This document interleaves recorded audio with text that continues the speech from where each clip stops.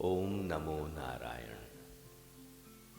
ब्रह्मपुत्राः अमृतस्य पुत्राः। आज प्रकरण 30वां। आज इस प्रकरण में हम कौन कौन से पहलू को छुएंगे उसकी जानकारी हम देते हैं। सर्वप्रथम ज्ञानगंज की महिमा क्या है? क्या परम ज्ञान की योग्यता मानव देह में है? सद्गुरु की महिमा क्या है? शिव भाव से वियुक्त होते ही क्या होता है?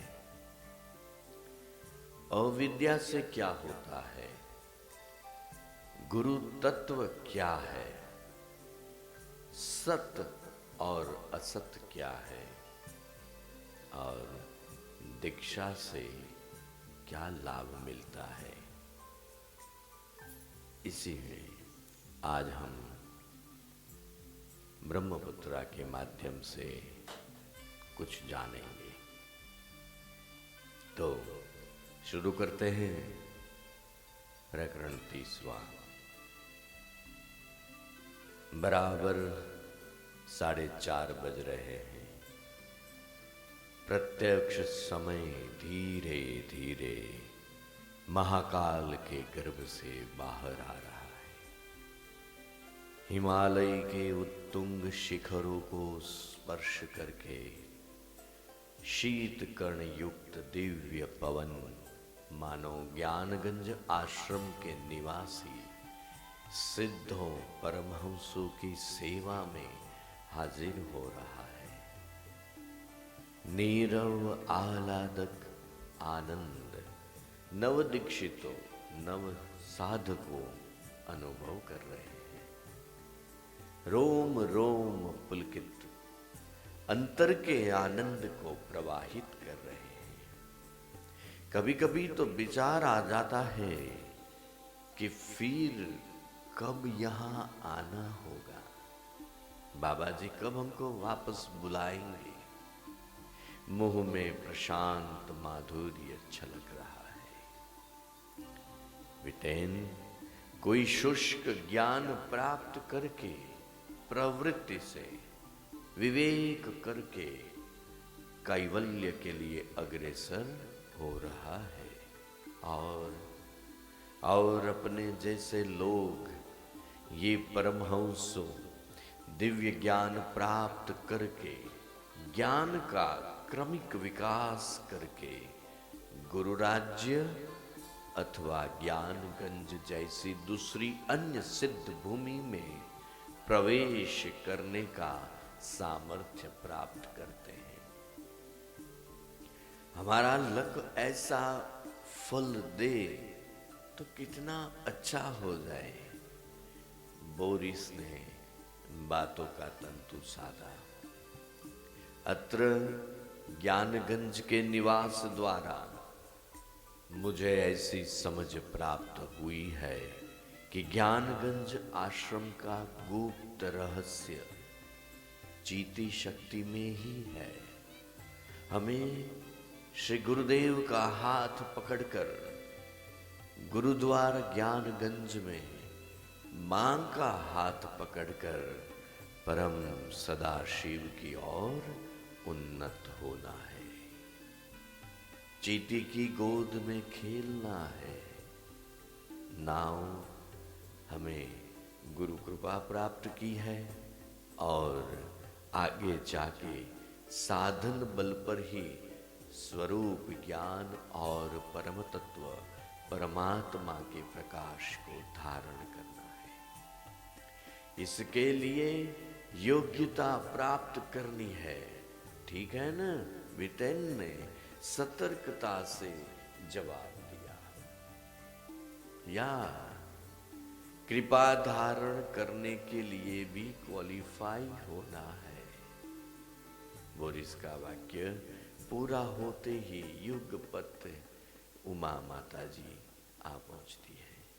अरे वत्स, महाकृपा की वास्तविक कृपा है। अरे वत्स, महाकृपा ही वास्तविक कृपा है। उस समय की योग्यता ही श्रेष्ठ योग्यता है। ऐसे तो फक्त ज्ञानगंज ही में नहीं, कई और भी योग भूमि भी है जहाँ साधक की कृपा धारण करने की योग्यता बढ़ती है।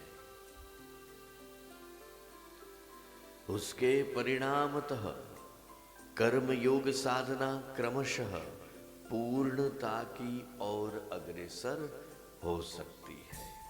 और सुनो, इसीलिए गुरु राज्य ज्ञानगंज तथा अखंड गुरुक्षेत्र जो भावी प्रकाश से अंतर्निहित है, ये सभी भूमि रूप है।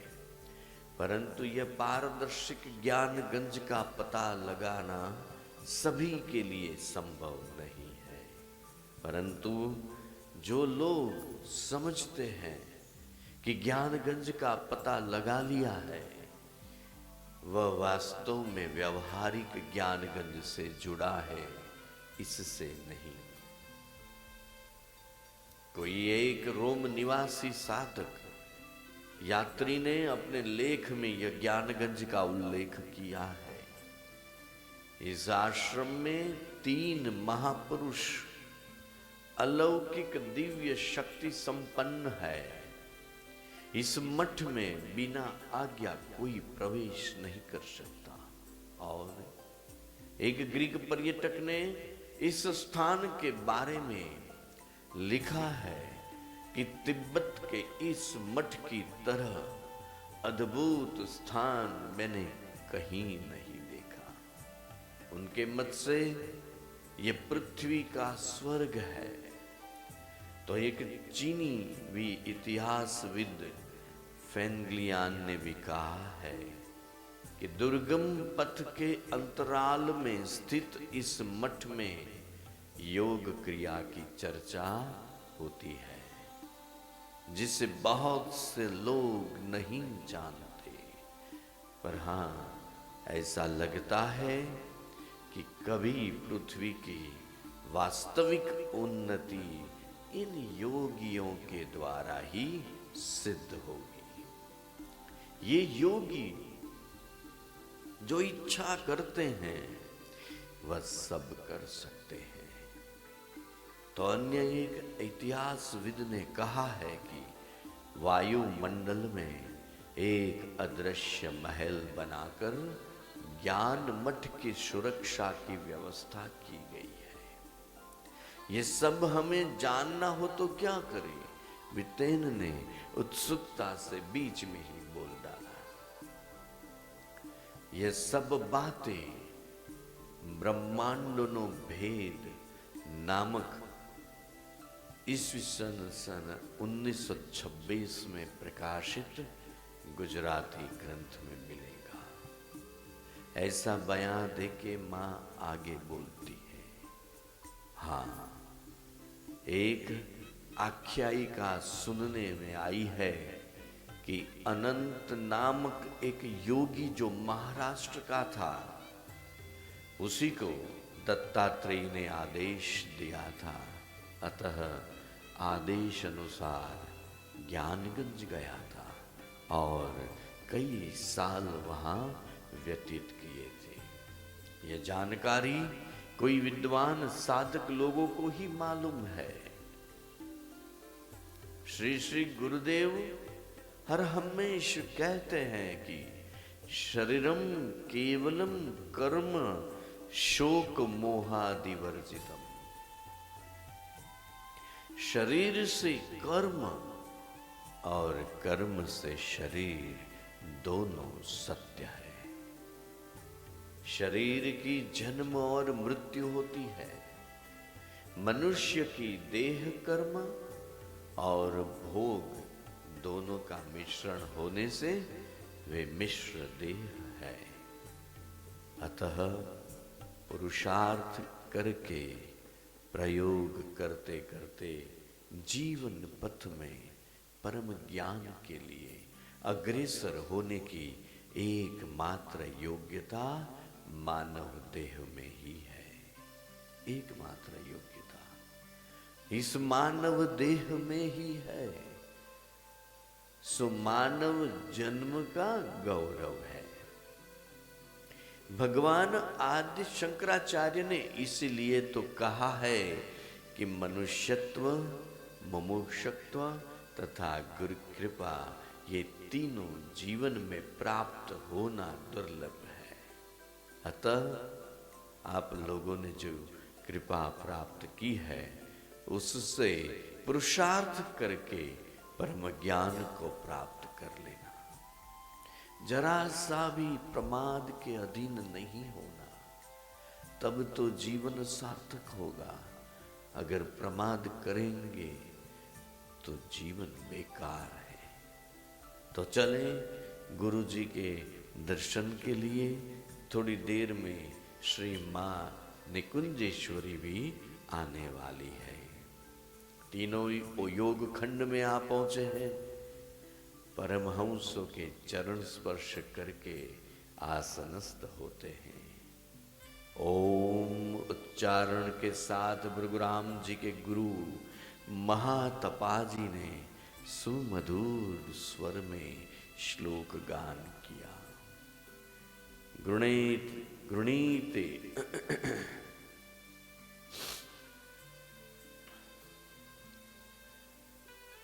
ओम उच्चारण के साथ भृगुराम जी के गुरु महातपाजी ने सुमधुर स्वर में श्लोक गान किया।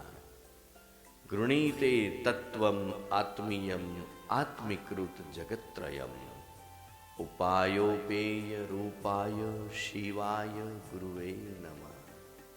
भृगुराम जी इन दोनों को यह श्लोक का आप अर्थ समझाए। महातपा जी ने आदेश दिया। जी गुरुदेव नमस्कार करके श्री भृगुराम जी कहने लगे, इस श्लोक का अर्थ सुनो। तीनों लोकों को आत्मरूप अनुभव करने वाले, आत्म तत्व का ज्ञान देने वाला, साधन और साध्य रूप शिव स्वरूप गुरु को प्रणाम है।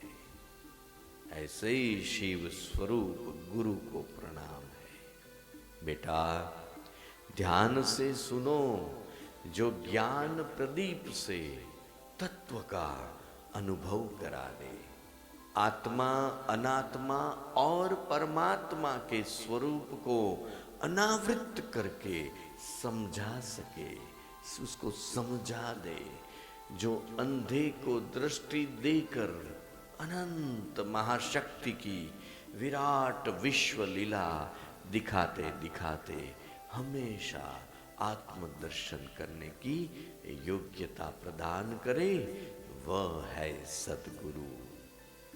वही है सद्गुरु, उसी को नमन है, उसी को हम प्रणाम करते हैं। वही तो शिव स्वरूप है। ऐसे तो जीव निज स्वभाव को भूल गया है। वह स्वभाव से कब और क्यों वियुक्त हो गया है, इस पर विचार व्यर्थ है। ऐसी वियुक्त अवस्था में विकृत होकर पागलों की तरह आनंद की खोज में मारा मारा फिर रहा है, पर प्रयत्न करने पर भी आनंद स्वलहरी प्राप्त नहीं कर पाता।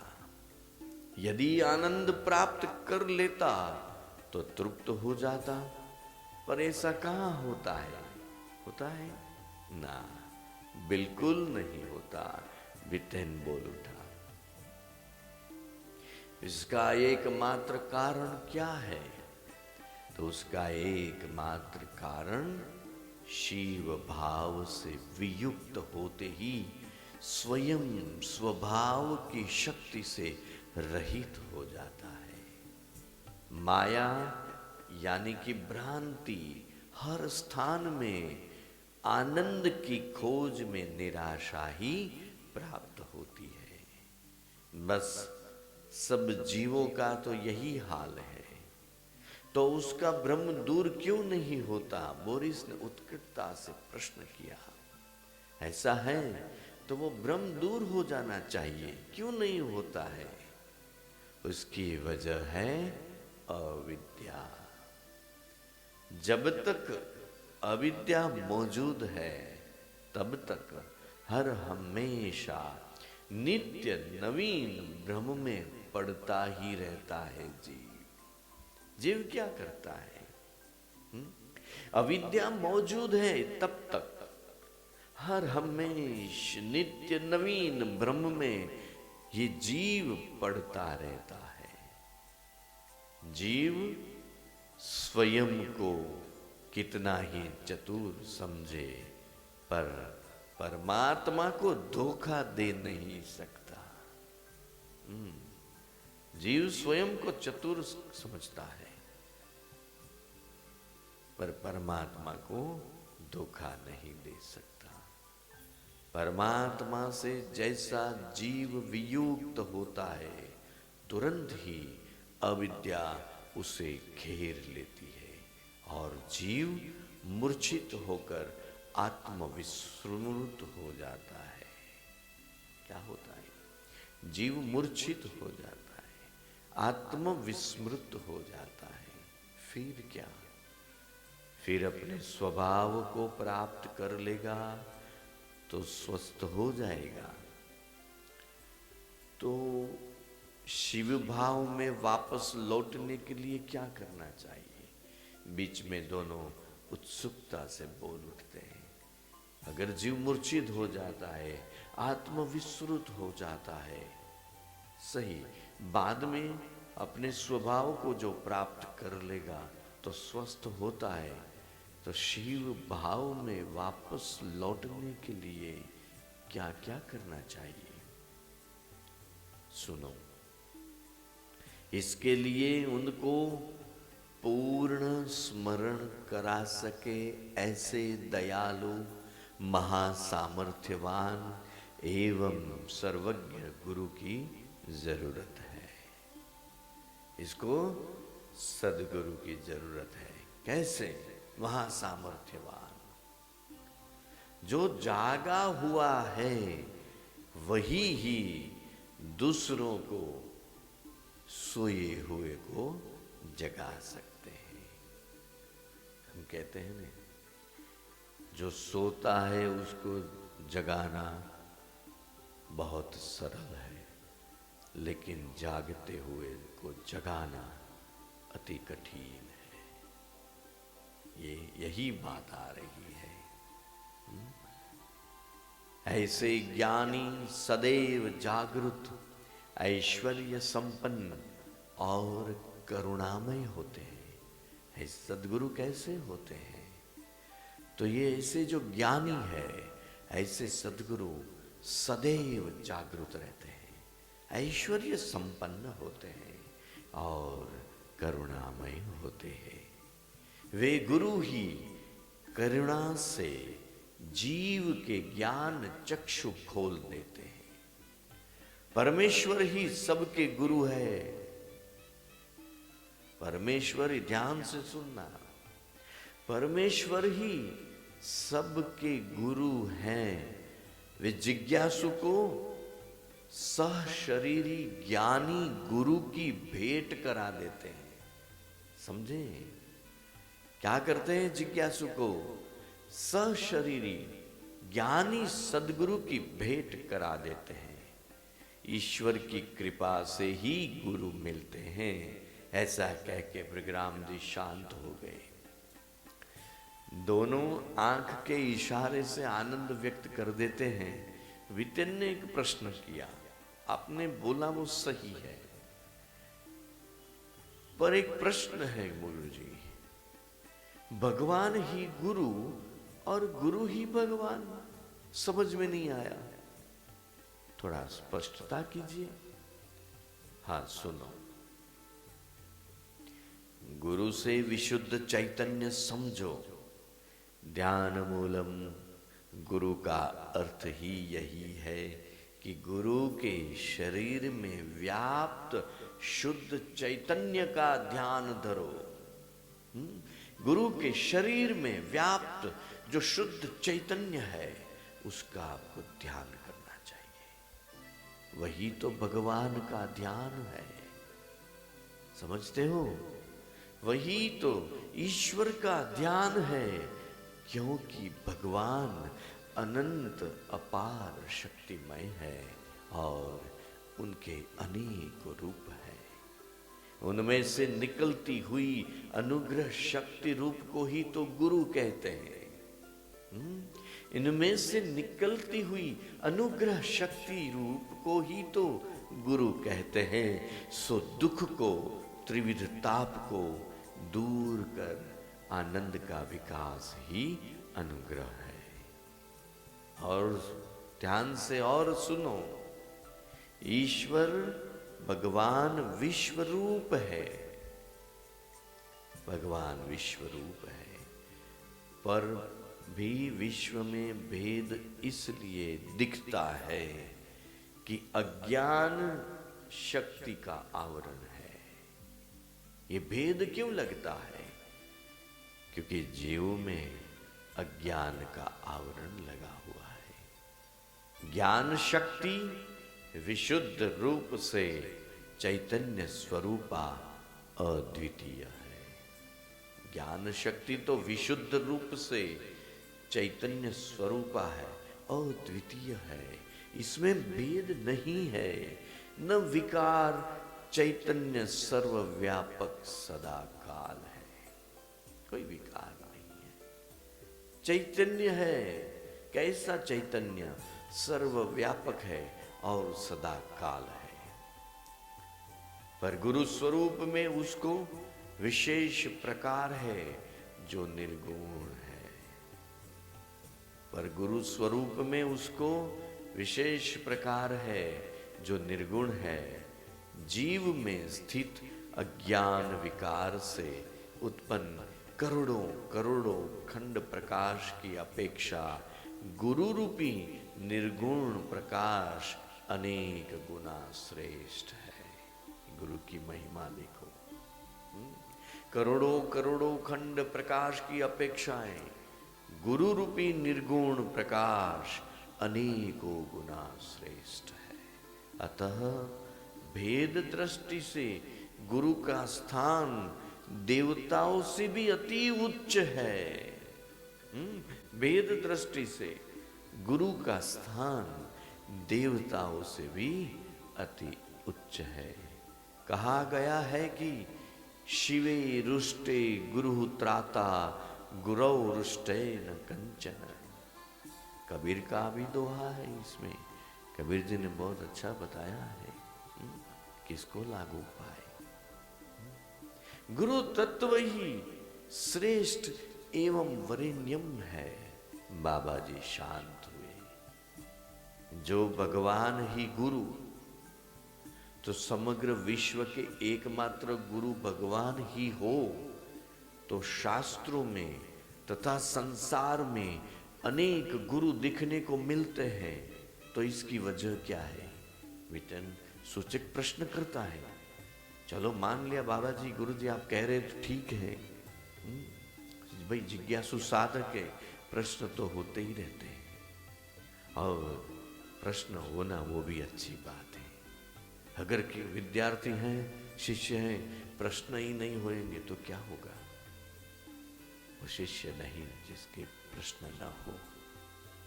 क्या कहता है? जो भगवान ही गुरु आप कहते हैं, चलो मान लिया, समग्र विश्व के एकमात्र गुरु भगवान ही हो, तो शास्त्रों में संसार में अनेक गुरु दिखने को मिलते हैं। तो इसका कारण क्या है? जवाब सुनिएगा ध्यान से। देखो वत्स, संसार में कोई एक संतान के दो माता पिता होते हैं। कोई एक संतान है, उसके दो माता पिता होते हैं। ये क्यों होता है? गुरुग्राम जी ने प्रश्न किया, दोनों बोल उठे, ना नहीं होते, एक ही माता पिता होता है संतान के। वैसे ही गुरु तत्व एक के अलावा अनेक नहीं हो सकते।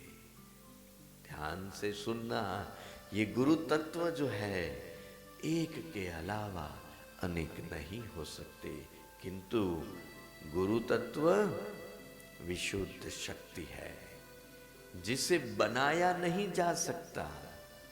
उसी का आस्वादन तथा आत्म प्रकाश मूर्ति या विग्रह बिना नहीं हो सकता।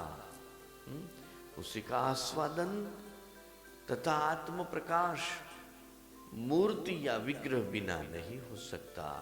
भिन्न भिन्न देश काल और दृष्टि से भिन्नता जरूर दिखती है, परंतु गुरु शक्ति की सत्ता में कोई फर्क नहीं पड़ता। समझ गए ना? रघुराम जी ने कहा दोनों परस्पर आमने सामने देख लेते हैं। तो गुरु जी और एक प्रश्न, तो ईसाई, मुस्लिम, जैन, बौद्ध, शाक्त, शिव, वैष्णव सबके एक ही गुरु हुए ना? वितन ने प्रश्न किया, ये सभी का एक ही गुरु होगा तो फिर? अरे हां, निसंदेह है, यह सार्वत्रिक सत्य है।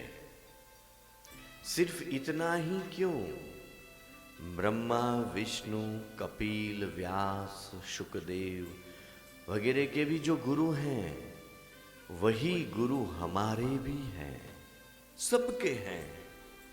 धर्म प्रवर्तक भी वही ही है। प्रवृत्ति धर्म और निवृत्ति धर्म भी उन्हीं से ही निसृत होते हैं। ज्ञान, भक्ति, योग, कर्म कला, 64 विद्या, ये सब कुछ उन्हीं से ही प्रस्तुत है। जैसे ज्ञान अनुभूति जन्य ज्ञान अंततो गत्वा एक ही ज्ञान स्वरूप को वर्णित करते हैं, प्रकार अलग अलग है। सो ज्ञान की प्रथम प्रवृत्ति साक्षात भाव से परमात्मा द्वारा ही होती है। क्यों? वे आदि जगत गुरु हैं। ज्ञान की प्रथम प्रवृत्ति साक्षात भाव से परमात्मा द्वारा ही होती है। क्यों? वे आदि जगत गुरु है।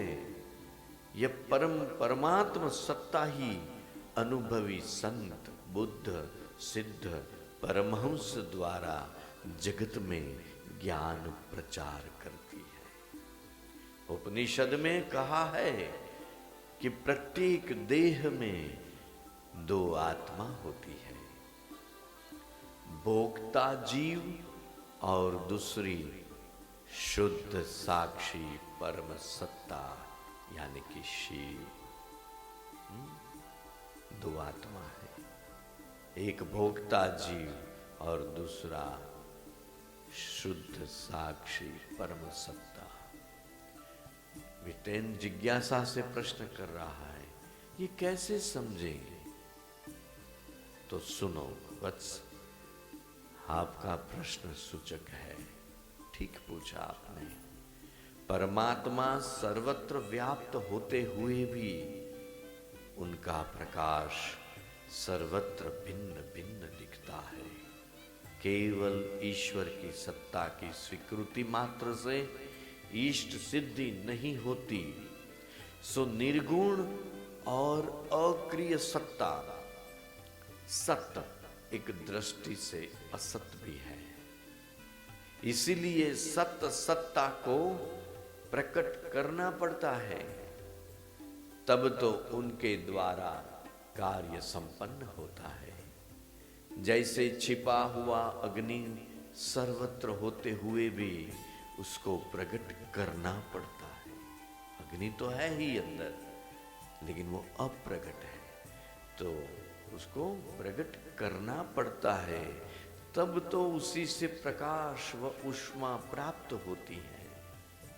ये दोनों प्राप्त करने के लिए हमें प्रज्वलित अग्नि चाहिए, और ऐसी ही तरह जीव जो अज्ञान रूपी अहंकार में पड़ा है, उसका तमस अपसारित करना पड़ता है। उसका अहंकार, उसका तमस अपसारित करना पड़ता है। जो प्रकाश विश्व में व्याप्त है, इससे अज्ञान तमस दूर नहीं होता। इसलिए तो अत्र तत्र व्याप्त विशुद्ध चैतन्य से भी जीव का अंधेरा नाश नहीं होता। चाहे वो परमात्मा जीव के अंतर में ही है। परमात्मा जीव के अंतर में ही है, पर उस विशुद्ध चैतन्य जिसमें ज्ञान विद्या रूप में प्रकट और दीप्तिमंत हो, उनसे ज्ञान लेकर, कृपा लेकर अज्ञान का विनाश किया जाता है। यूं समझो कि चित्रित मोमबत्ती का क्या प्रकाश दे सकती है? वो तो चित्रित है मोमबत्ती, वो क्या प्रकाश देगी? दोनों ने नकार में सिर हिलाते हुए आगे सुनते हैं। जिस आधार में ज्ञान दैदीप्यमान तेजो राशि में प्रकाशित हो रहा है, वही शुद्ध चैतन्य को गुरु कहते हैं। समझ लो, जिस आधार में ज्ञान दैदीप्यमान तेजो राशि में प्रकाशित हो रहा है, वही शुद्ध चैतन्य को ही गुरु कहते हैं। दीक्षा के फलस्वरूप क्या क्या लाभ होते हैं? बोरिस ने प्रश्न किया। अभी एक और प्रश्न है, गुरुजी, दीक्षा तो दे दी, लेकिन फलस्वरूप हमको क्या लाभ मिलेगा? हर एक साधक को तो कुछ न कुछ ऐसा होता है, ये करेंगे वो करेंगे, इसके फायदे क्या है? सुनो वत्स, दीक्षा के फल स्वरूप जीव केवल परमेश्वर की विशेष शक्ति का लाभ करता है। ऐसा नहीं, अपितु उस पर शक्ति का प्रकाश जिस जिस आधार में भी हो, उनसे सभी जुड़ जाता है। क्या बात है! स्वाभाविक तौर पर सभी जीवों की अधिकार भिन्नता से दीक्षा भी भिन्न भिन्न होती है। जैसे शांभवी मांत्रिक दीक्षा, शांभवी दीक्षा, तांत्रिक दीक्षा, शाक्तिक दीक्षा इत्यादि इत्यादि। लेकिन जीव की सुप्त कुंडलिनी जागृत होनी ही चाहिए। जीव की, साधक की, शिष्य की सुप्त कुंडलिनी जागृत होनी चाहिए। सुषुम्ना से सहस्त्रार तक की यात्रा होनी ही चाहिए। तब चरम लक्ष्य आत्मलाभ प्राप्त होता है। सभी दीक्षा में शाक्ति दीक्षा ऐसी है कि जिसमें स्वभाव का संशय रहित परिचय मात्र योग दृष्टि से ही प्राप्त हो जाता है। अतः एव दीक्षा के समय जीव की प्रकृति और संस्कारों का विचार अति आवश्यक है। जो आप लोगों की दीक्षा हुई है, इसमें यह विचार किया गया है, बेटा ये सब विषय अति गुह्याति गुह्य है। समझ लेना, ये गुह्य है। आप साधन में निरंतर रत रहोगे तो स्वयं शक्ति ही सब समाधान करा देगी। लेकिन आप साधन में निरंतर रत रहो, आप अभ्यास में रत रहो, अपने आप स्वयं ही शक्ति ही सब समाधान करा देगी। शक्ति जवाब दे देगी, लेकिन आपको जो साधन दिया हुआ है आपके गुरु ने, बस उसको आपको करना है। सो तुम संशय रहित होके साधन करते रहो, करते रहो, करते रहो। तथा जब सत्व संशुद्धि पूर्वक आत्मज्ञान का विकास हो जाएगा, तब संकल्प विकल्प छूट जाएगा और दृढ़ आत्मज्ञान की स्थिति बन जाएगी। दृढ़ आत्मज्ञान की स्थिति बन जाएगी। बाद में मां चीति शक्ति आद्या जगदम्बा की गोद में शिशु की तरह खेलोगे तथा ऐसा अनुभव करोगे कि समग्र दृष्टिगोचर विश्व में वही शक्ति का सत्यम शिवम और सौंदर्य स्वरूप अत्र तत्र सर्वत्र अनुभव होगा। ऐसा अनुभव करोगे, समग्र दृष्टिगोचर विश्व में वही शक्ति का सत्यम शिवम सुंदरम अत्र तत्र सर्वत्र आप अनुभव करोगे। वह उस आद्या शक्ति चिति भवानी की भी अनुभूति है। इसीलिए ही शंकराचार्य ने अपनी सौंदर्य लहरी में विश्व की शक्ति को ही विराट स्वरूप मानकर उसके अप्रतिम सौंदर्य की प्रशंसा की है। अतः उनकी वजह से उस परम सौंदर्य के अधिष्ठान को साक्षात किया जा सके, जिसमें समग्र सौंदर्य निर्विकल्प भाव से निहित है, यानी कि तिरोहित हो जाता है। गुरुराम जी का वक्तव्य यहीं पूरा होता है। मां निकुंजेश्वरी तथा श्यामानंद जी योग खंड में दाखिल होते हैं। नमो देव्ये महादेव्ये शिवायै सततम नमः। नमः प्रकृत्यै भद्रायै नियता प्रणता स्मता। यह सुमधुर आवाज में गान करके दोनों परमहंसों ने श्री निकुंजेश्वरी देवी का स्वागत किया। पधारिए, आइए। परमहंसों के बर्ताव से ये दोनों में स्त्री मात्र में मातृभाव स्थिर हो गया है। दोनों खड़े होके इन दोनों का चरण स्पर्श करके आसनस्थ होते हैं। तो साधकों, तुम लोगों को लेने के लिए मां आ गई है। भोजन और आराम के बाद आप यहां से विदा होंगे। श्री निकुंजेश्वरी, श्री माता जी उमा मां तथा दोनों एक साथ भोजन खंड तरफ गए। श्यामानंद जी परमहंस के पास रहे। वत्स, आप लोगों ने यहाँ इतने दिन रह के सच्चिदानंद की लहर का अनुभव किया है, वह आप दोनों के तन मन हृदय से मालूम हो जाता है।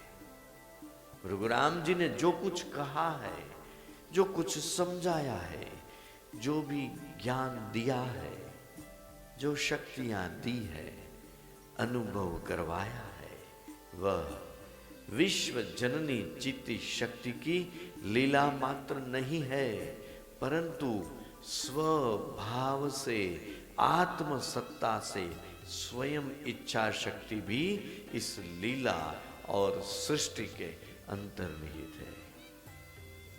जिस अवस्था में इच्छा शक्ति या ज्ञान शक्ति का स्फुरण होता है, उससे पहले लीला शुरू हो जाती है। यूं कहो कि ज्ञान और इच्छा स्वभाव से स्फुरित होते हैं। अतः स्वभाव परम सत्ता ही ज्ञान से अतीत है। ज्ञान द्वारा स्वभाव को नहीं जाना जाता। इसलिए पूज्यपाद भृगुराम जी ने कहा है कि जो यह क्रीड़ा कौतुक दिखा रहे हैं, वे जानते नहीं है। वस्तुतः हम लोग जिसे ज्ञान और अज्ञान कहते हैं, वह वहां है ही नहीं। तब लीला को कौन देखता है? बीच में वितेन ने प्रश्न किया। हाँ, लीला की स्फूर्ति स्वभाव से अवश्य होती है, किंतु इस लीला को वे ही देख सकते हैं जिन्हें आत्मज्ञान अपरोक्षानुभूति हुई हो। वे साक्षी भाव से देखते हैं, अर्थात कि योगी, ज्ञानी और भक्त यही यह विश्व लीला के दर्शक और उपभोक्ता है। ईश्वर और मुक्त जीव ही इस लीला के प्रेक्षक हैं। तो जीव बद्ध अवस्था में माया के आवरण में यह लीला का दर्शन नहीं कर पाता।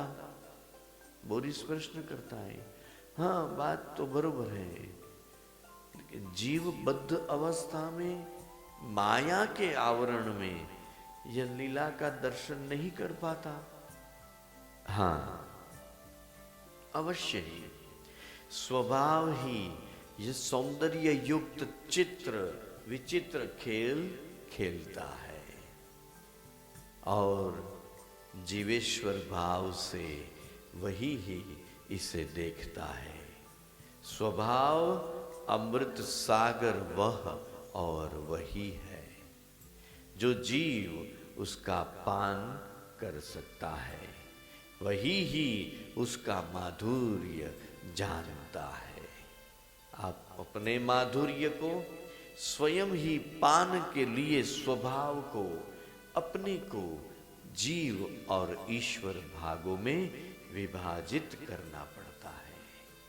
वे एक होकर भी नित्य जीव और ईश्वर स्वरूप में खेल खेलते हैं। जड़ जगत खेल खेलने का मैदान मात्र है, समझ रहे हो?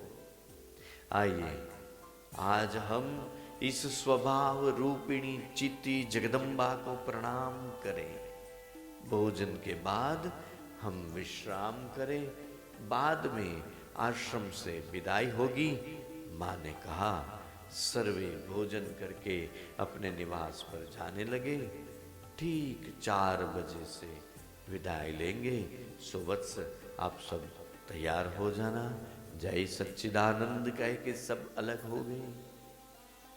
शाम को 4:45 के समय दोनों तैयार होके मां निकुंजेश्वरी की प्रतीक्षा कर रहे हैं।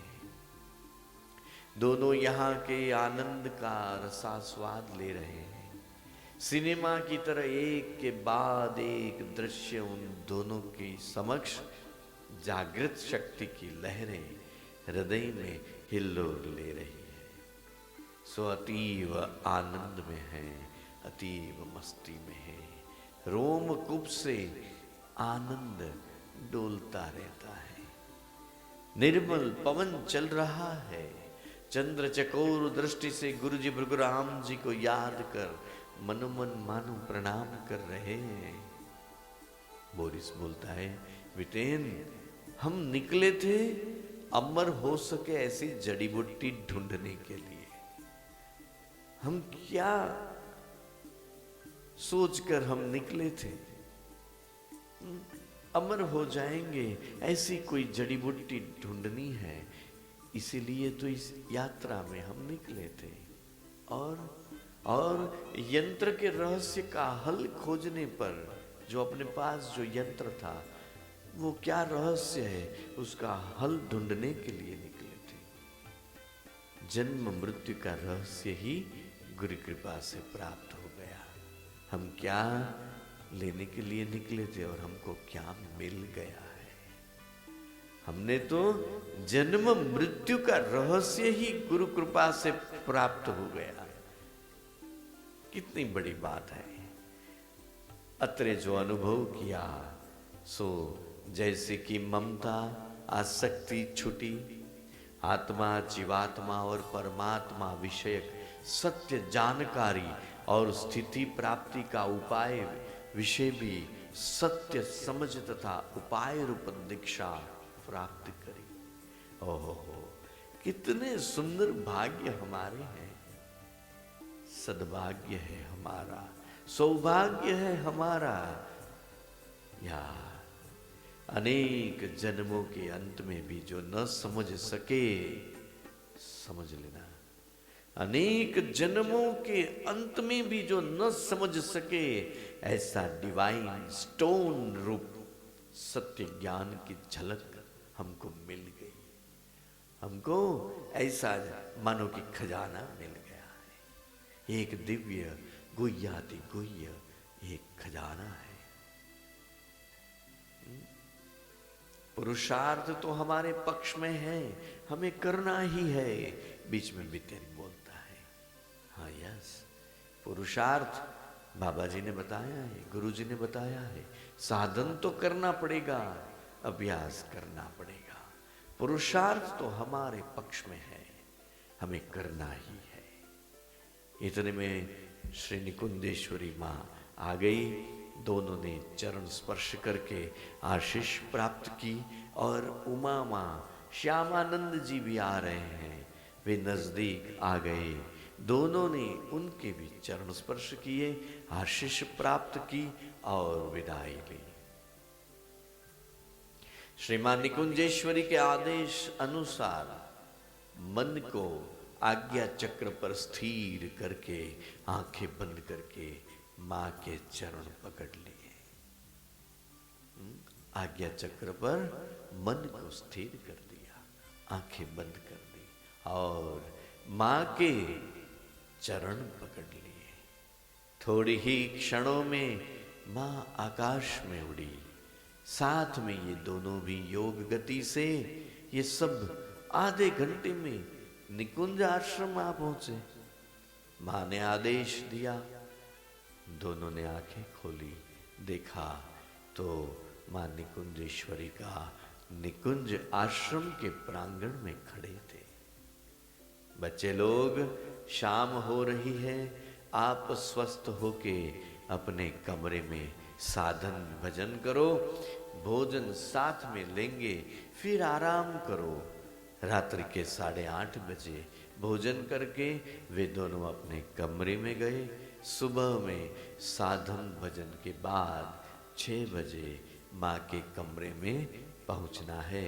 अतः दोनों आराम से जल्दी सो गए और यही प्रकरण 30वां समाप्त करते हैं और आज की कथा यहीं विराम लेती है। तब तक नमो नारायण।